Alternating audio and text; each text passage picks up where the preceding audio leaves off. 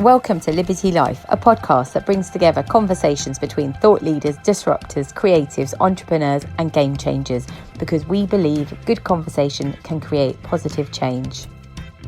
Today we've got the fantastic Mike Green, who is Head of Festivals, aren't you? Head of Festivals and Events at Oxfam. Tell us a little bit about that role. It sounds really interesting. You've been in it for almost 3 years. Yeah, so basically my role is managing the team who run the festival operation.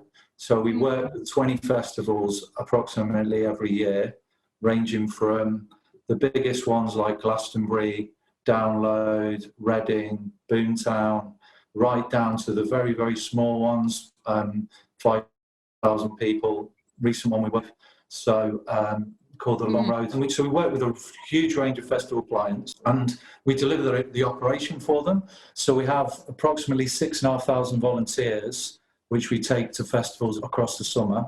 And we run a whole range of operations, so making sure that the festival gets their licensing, ticks their licensing obligations, so doing things like wristband check-in, we do arena patrols, we work very closely with the security and welfare on site, and in return for that, it's like a business, I guess, we get paid. So all the money that we raise from that then goes back to the Oxfam cause.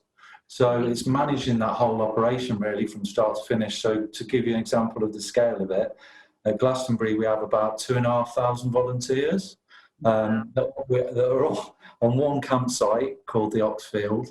Wow.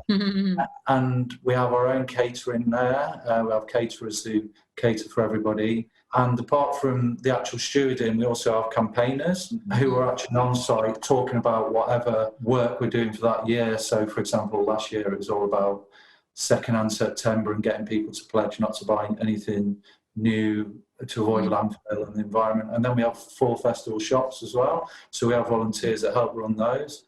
And the shops, all the stock for the shops is picked specifically for the different areas of Glastonbury.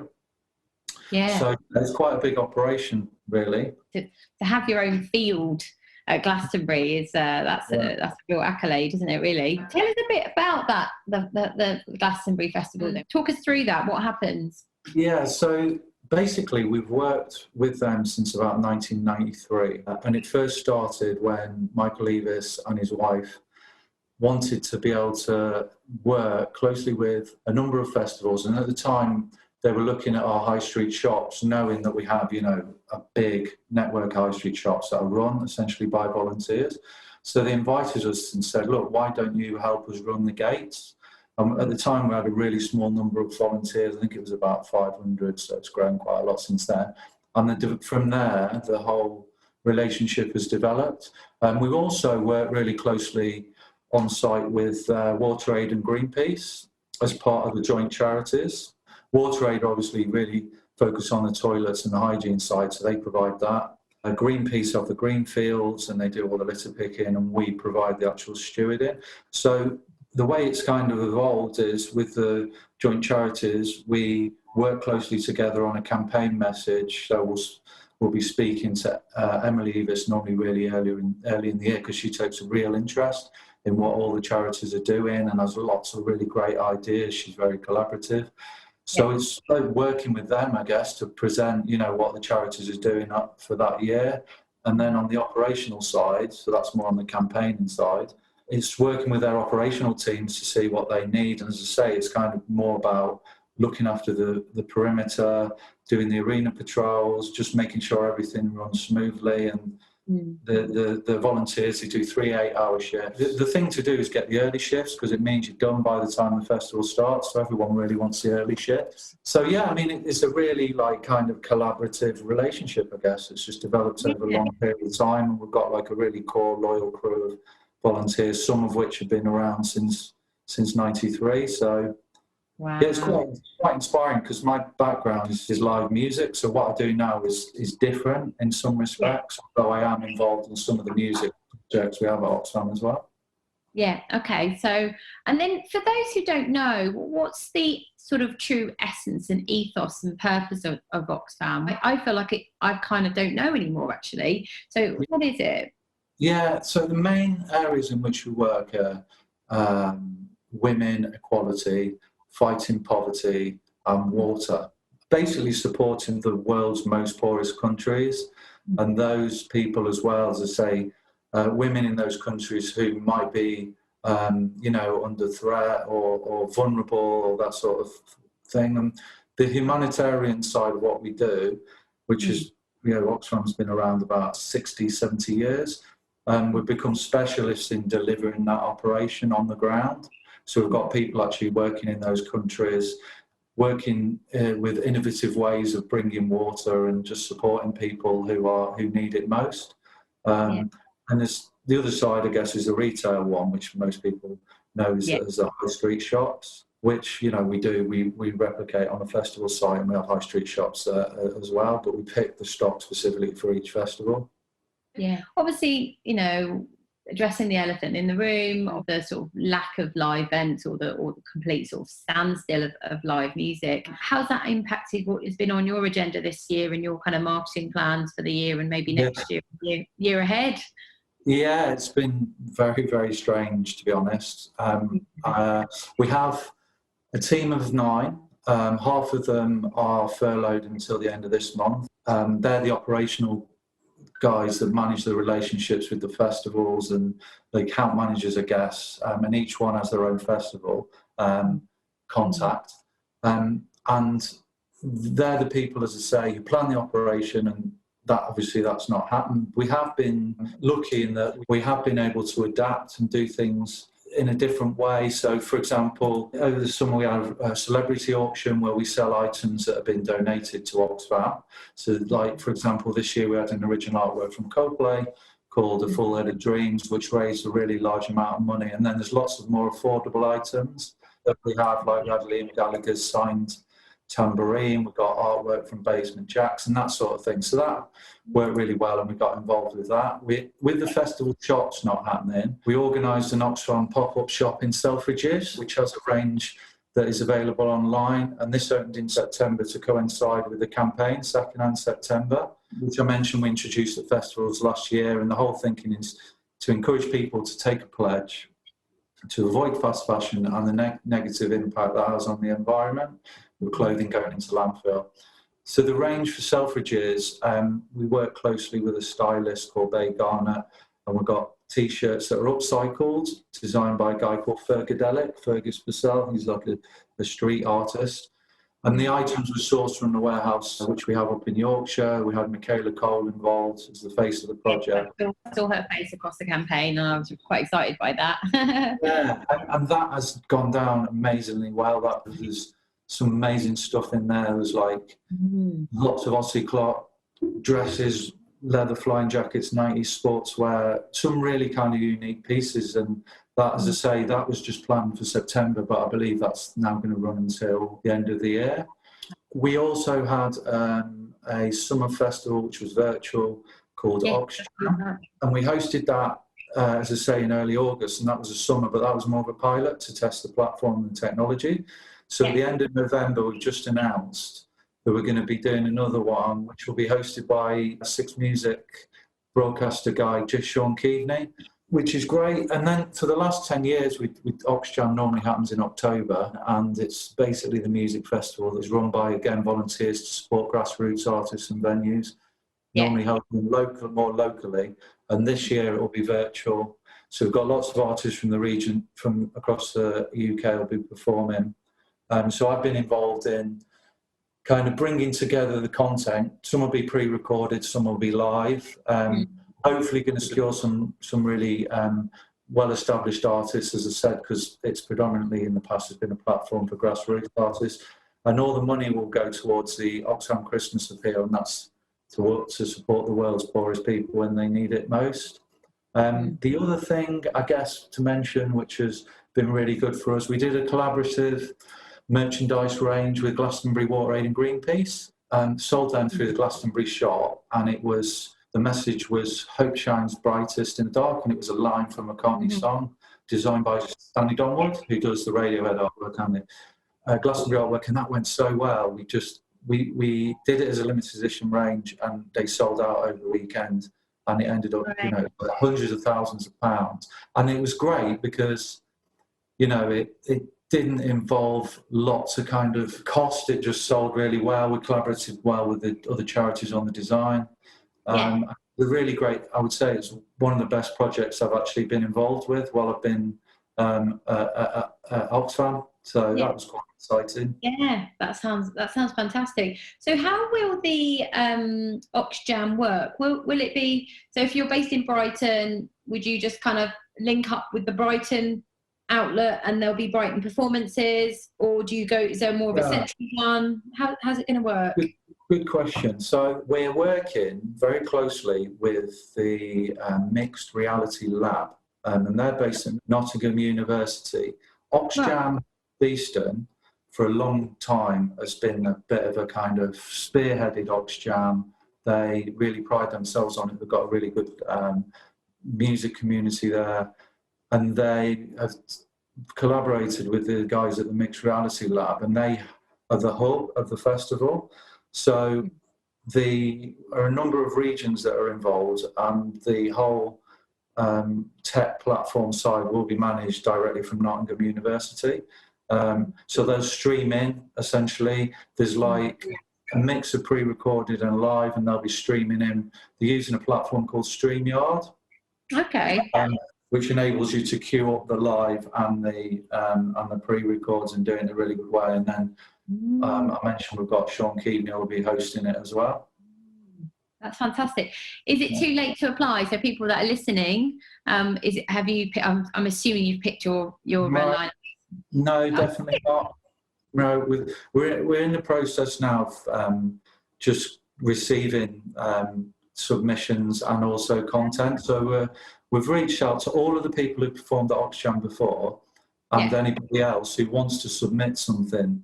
And I can provide the link. It's really straightforward, and we only launched that last week. It's open for the next 3 weeks, and we'll be kind of going through the content and curating it, trying to make sure that it's really diverse and inclusive. So lots of different types of music and people from different backgrounds, and just making it as great an experience as it can be. Yeah. Oh, that's great. I think lots of people will probably, hopefully, sort of hear that and apply. We will get this out by Friday, I think. So that's great. What kind of advice can you give to any musicians that are at home at the moment, maybe really feeling that kind of, the frustration, the anxiety of just not being able to play, and perhaps haven't actually jumped on the virtual bandwagon yet? What advice can you give them? Yeah, I would just say, really, it's all about just try as best as you can to stay positive. I know, it's for me as a, I buy music and that sort of thing. I think the general public as well need to support artists as much as they can, because without the artists, without you guys, there's no festivals or venues. And I know over summer there was a lot of plans, to do socially distant gigs, and likewise with cinemas, and those were cancelled, which was a real shame. I believe it was probably due to pandemic restrictions, and I also suspect low ticket sales, because in news, there's a lot of kind of negative news, and people are really worried about, what's happening. So if as long as you're putting things out there, and if you've got, if you can merchandise and encouraging people to watch live streams, and also as many people as well, I'd say this more generally as well, supporting the movements that that are uniting people to make the government take notice of things through, let the music play and make, we make events which we really got behind. Because it's, everybody's been impacted. It's like the whole ecosystem surrounding live music and festivals, and, right from the traders and the freelance operational guys. But ultimately, artists are at the core of this. And without them, we wouldn't have anything anyway. So and even the big, I think there's some sort of, we're in it together, aren't we? So even you think of the biggest artists in the world, so the Drakes, Rihanna's and people like that, they're also affected. They can't play either. So weirdly, sometimes that feels quite nice that they're all in it together, and it's, And what do you do in terms of mindset? Do you have any kind of positive rituals that you follow? Any little pieces of advice that you try and stay positive during this time? Yeah, I really like the. I did used to use a meditation app called Headspace. Yeah. Oh yeah, I've just started using that again actually. Yeah. Which is really, really good. And there's another one that I did discover that was brilliant, and it put it to music, and I thought that was. I'm just trying to remember the name. So it's called Meya, MEYA. MEYA. Really? MEYA. And the music apparently is set to a BPM that really helps improve things like memory and even your immune system. So it's kind of like, I would say, like like intelligent dance music, sort of warp and all that sort of thing from the early 90s, set to like a voice. And I just found it incredibly relaxing and used that. I mean, the whole breathing thing is a bit of a game changer, isn't it? If you can control your breathing to help you calm down and focus and reduce anxiety. But I found that really good, a really great app.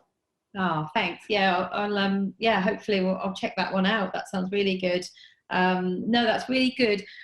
We've only got about 10 minutes left. I want to dig in a little bit deeper into your career history. So your last role was at King's Place, wasn't it?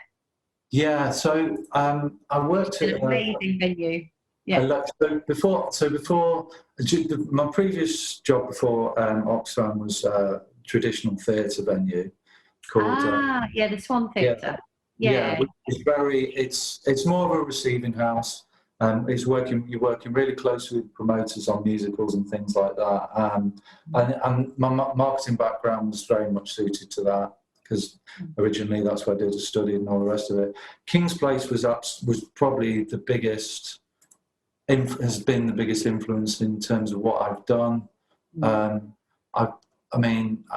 pretty much, because my passion in live music is this thing that led me, I feel, to where I'm at now. Yeah. And I've worked across lucky to have worked across quite a lot of different sectors. When I went for the interview at King's Place, I didn't honestly expect to have got an interview, let alone get the job. And I think it was probably my passion, more than my experience in that area, that kind of shone through. And I think at the time, I've been to a few festivals at the venue. I seem to remember I'd been to the festival in Iceland called Airwaves, so I kind of came back from that with lots of ideas, and I talked more about not how I promote the venue, but what I thought would work well there at the venue. Yeah. So ideas about artists and things like that. And then I got the job, which was I was lucky because I lived very close, and because it was so new, there was so much to do. I kind of got involved, and it almost became the place like a second home. And which is bad for your relationships, believe me. But as time went on, I got more involved in kind of the artistic side. So they asked if I wanted to be programming some of the music. So they had a folk and Americana night, and I started going up to Scotland every year to a festival called Showcase Scotland, Celtic Connections, and they have a showcase every year from different countries. And I made just like a network, I guess, of independent promoters, mainly of those that are London-based, and then that led to us booking the London Folk Guild stage at Wilderness Festival, which at the time was quite new, and we did that for 4 or 5 years running. But I think ultimately it's just your passion. So if you can go wherever you are and talk to people or in an interview and be really passionate and knowledgeable about what you do, I think that just really does go a long way. And I suppose as well, it's seeking those places. I mean, King's Place, has a traditional classical music program, but is also quite open-minded as well. And also at the time, It didn't receive any direct funding from the Arts Council. It does through the partners it works with. So it was almost like a bit of a blank canvas, and I had a lot of opportunity there, and feel quite lucky, I guess, that I was able to be in that place at that time. Yeah, and you were there for a long time as well, so I can imagine you made a real impact and left a real imprint there. Yeah. Then go on to your other role. During this time, sort of going back to the virtual kind of space again, how do you think people are going to cope with, so even venues like, your previous place at King's Place, how are they coping with the whole virtual space? Is it working? Yeah. You think? Yeah. And is it enough? Is it serving its purpose? Yeah, I would say that we ultimately, the venues and the festivals, it's important to keep trying and testing new things. I think the challenge from what I've seen and speaking to other people is virtual festivals, the work involved in that, and it's really difficult to monetize and offer a really good experience where people can interact on the same level as they would in person at a live show. All the main platforms offer something, but none of them really tick all the boxes. And there are quite a few venues. I noticed King's Place have developed their own platform. So if I was a promoter, for example, and I was putting on a traditional live show, I'm not sure that the platforms that are available are, ticking all the boxes. So, but it is important. Yeah, definitely. With the money thing, I think you're right. I think most people would support an independent grassroots artist or band, even if it's like by a couple of pounds of kind of linking in and watching them do their live stream. And it doesn't feel like, if you do come across anything that's value, please let us know, because I think that, there's a real lack of that, isn't there? Yeah, and we're looking at, as I say, for platforms. I mean, your obvious ones like YouTube and Twitch and Facebook, and there are new things I've noticed that are popping up all the time. It's like in lockdown, I was noticing that we've been sort of spoiled with so many free options to content. Not just for music, but for learning and webinars and that sort of stuff. So the number of artists I saw on a daily basis who'd start like a little intimate show, it was like day in, day out, and it comes to a point where you've got to start thinking about survival and how you can monetize it and how you can justify the costs. But I know, like from the whole video gaming world, that your kind of Marshmello and Travis Scott concerts, just absolutely incredible. Tens of millions of people joining in, and it's insane, isn't it? And obviously that's where it's kind of going, maybe. And but boy, when we when this COVID-19 is way behind us and we're in a safe space, I think we're going to be absolutely sort of rejoicing when those festival gates open again.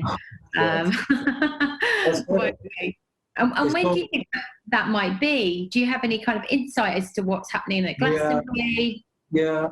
So we're keeping in close contact with all the festivals that we work with. We're meeting with Glastonbury in January, I believe. They've pretty much said, I believe, to all of their close partners and traders and everything else. The good thing is that Festival Republic, so Melvin Ben, who's an MD there, and Glastonbury are both working really hard on finding a solution, and having worked closely with them in the past, if no one can resolve it, they're the people there who will make it happen, I believe. Their planning.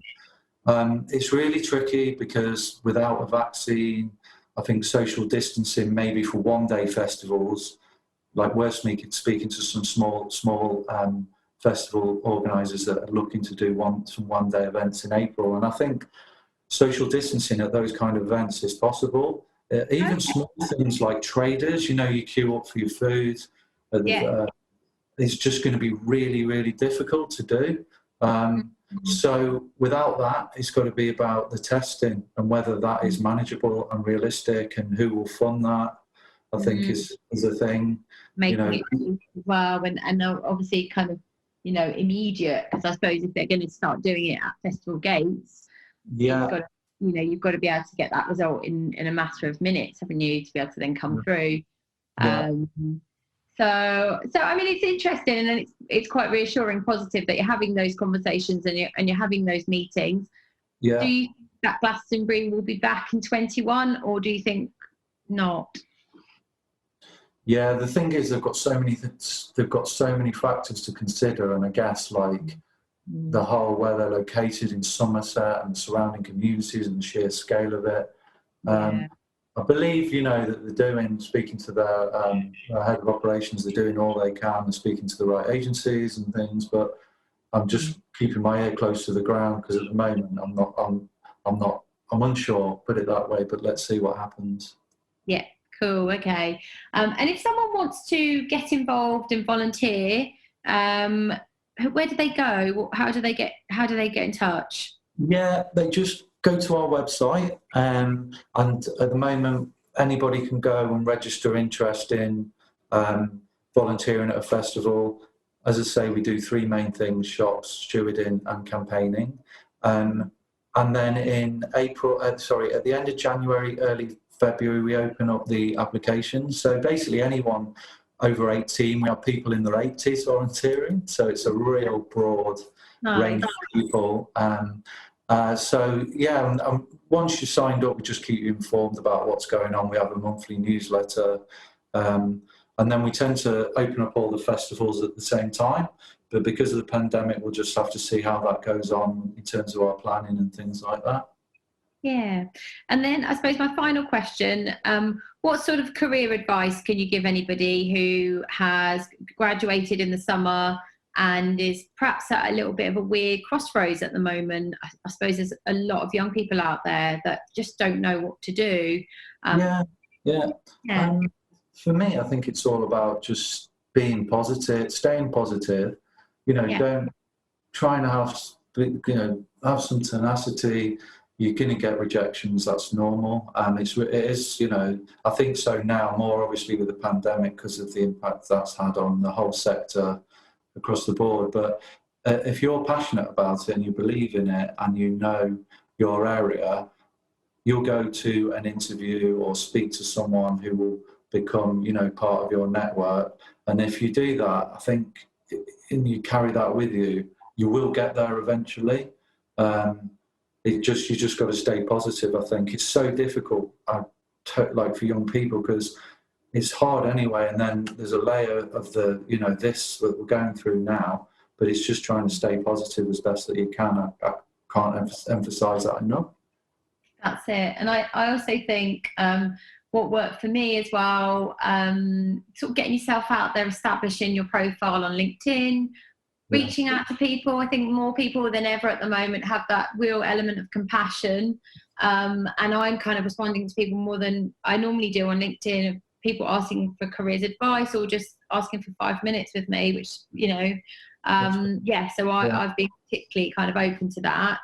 And there's loads of virtual networking, seminars, webinars. You just have to go onto the sort of like what's on kind of things in London, and there's so much out there.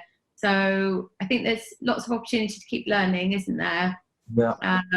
And there are people still recruiting. So just sort of like navigate your way around that, I suppose. Yeah. Well, thank you so much for your time. I think that was a really interesting conversation. I certainly got a lot from it about all the exciting things you guys are up to. And I think the biggest sort of takeaway from that is, there's still some huge amounts of opportunities to get involved with Oxjam at the end of November. So make sure you click the apply now or whatever and get involved. But we'll be looking forward to watching it from Brighton, that's for sure. Great. Thank you. Thanks for the opportunity, and take care, everyone. You've been listening to Liberty Music PR's podcast with myself, the co-founder, Adamic. For more information about any of the topics mentioned in this episode, please reach out to me personally or via any of our social media channels at Liberty Music PR.